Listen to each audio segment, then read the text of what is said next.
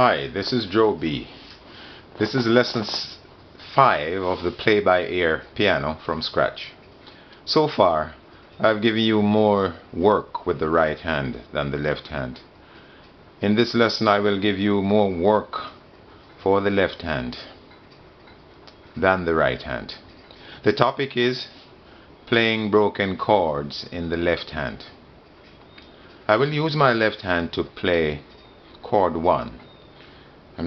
This is middle C, but I'm not going to use my left hand here. I'm going to play chord 1 not here but down here.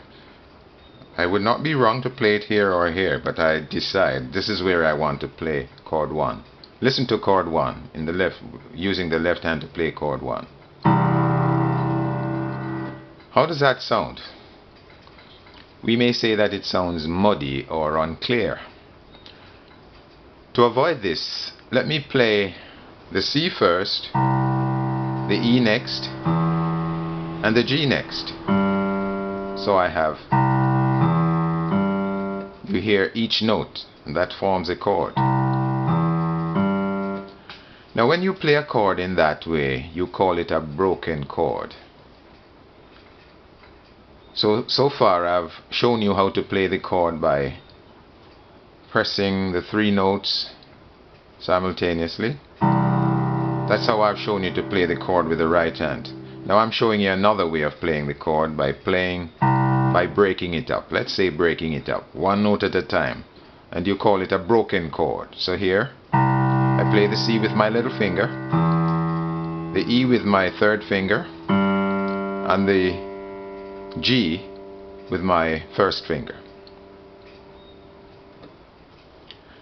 I will now take the opportunity of using my left hand to play a melody. Now what is a melody? A melody is what you sing. If you're singing a song, people recognize it because they know the melody. They hear the melody and they know that such and such a song has that melody, and so they know what song you're singing. So I'm going to use my left hand to play a melody, and I'll play it right down here in the bass. This melody starts with the first 3 notes of chord 1. Well, the 3 notes of chord 1. So my melody starts with C, it goes to E, then it goes to G. Notice I use my 5th finger to play the C, my 3rd finger to play the E, and my 2nd finger to play the G. And I'll tell you why I use my 2nd finger, because I want to use the thumb to play another note which is not in the chord. And the note I want to play is the A, which is just here. And since it's not in the chord, let's call it a passing note. For the time being, let's call it a passing note. So my melody starts with C with the little finger, E with the 3rd finger, G with the 2nd finger, and then I add a passing note which is not in the chord. And then I also want a 2nd passing note. Call it a 2nd passing note for the time being. So I'm going to use the little finger which was on the G, and I'm going to put it on this black key. So far I haven't told you the names of the black keys yet, but take my word for it. This black key is called B flat. Here is B, and then because it's a little lower going that direction than B, we call it B flat. So the next passing note is B flat. After the B flat, I go back to the A with the same finger, the thumb, and then the 2nd finger on the G. Now I am on the chord again, and then I play the E, the next note of the chord, and then the C. Okay, let me do it just a little faster. The 5th finger on C, the 3rd finger on E, the 2nd finger on G, the 1st finger on one passing note, the 2nd finger on the next passing note, the thumb on the same, or the 1st finger on the same passing note that I played when I was going up, 2nd finger on the G, 3rd finger on the E, and the little finger on the C.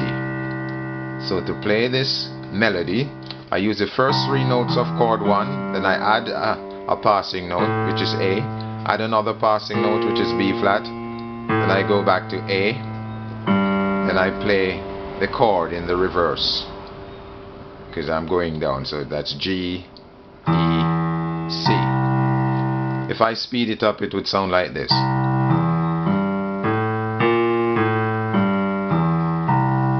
That's playing it one time. Let's say I play it 2 times, I would get. That's 1 time now. That's 2 times. I could play it up here too. Once I find C, C, E, G, that's a chord. And then I add the 2 passing notes. So here we go.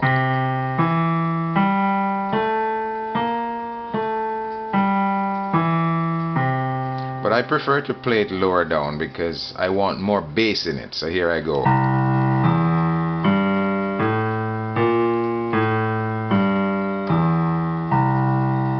And so that's my melody. And if you want to sing it, la la la la la la la la la, I'm singing it.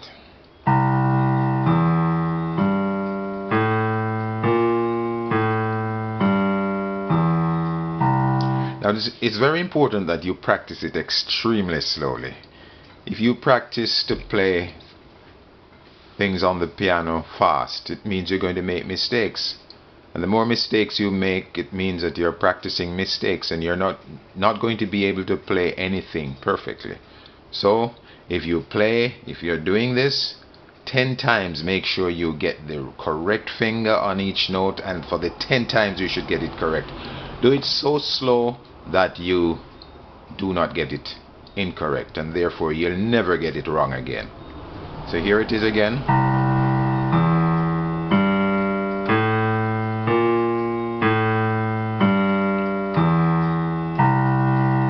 And then, since I'm playing that, most of the notes are in chord 1. I'm going to play chord 1, not in a broken way, but in the way I showed you how to play it.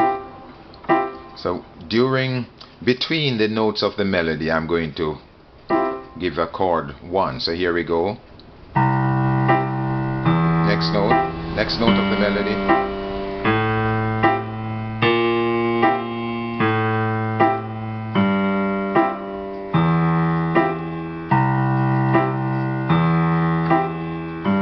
So let's go again. C, then chord.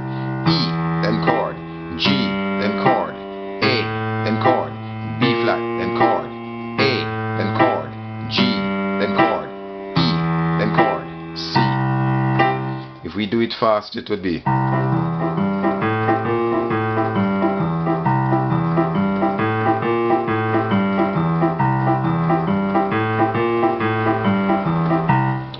So that's it for lesson 5. Happy practicing. Have a good week. Next week I'll release lesson 6.